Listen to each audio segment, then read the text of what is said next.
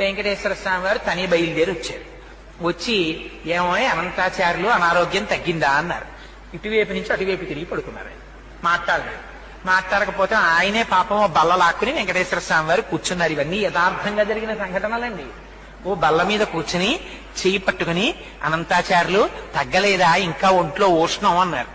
అంటే పాపం మీకు ఇప్పటికి తీరుబడి దొరికింది, మిమ్మల్ని నమ్ముకుని కొండ మీదకి వచ్చి ఈ నేల నుంచి పుష్పకైంకర్యం చేస్తున్నాను, 3 రోజులు అయింది జ్వరం వచ్చి పడి మంచాన వచ్చి నన్ను పలకరించడానికి తీరుబడి కుదరలేదు, వైద్యుల్ని పంపిస్తానన్నావుట, ఏం పాపం నువ్వు వచ్చావేం ఖాళీ దొరికిందా అన్నారు.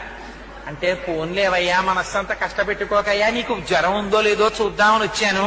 అనంతాచార్యులు నన్ను చూడాలన్న భక్తే తప్ప వైద్యులతో వైద్యం చేయించుకుందామని కూడా నీకు కోరిక లేదేమిటో, చూడు నీకు ఎలా తగ్గించేస్తానో అని ఒళ్ళంతా.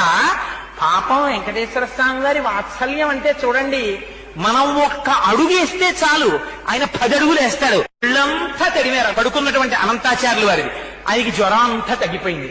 లేచి నిలబడి కపాల కాళ్ళ మీద పడ్డారు.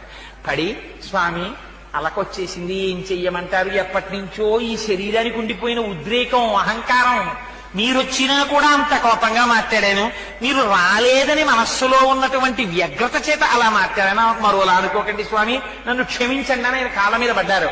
అనంతాచార్యులు నిన్ను క్షమించడం ఏమిటో అని పొంగిపోయి కౌగిలించుకుని పాపం గుళ్ళోకి వెళ్ళారు వెంకటేశ్వర స్వామి గారు.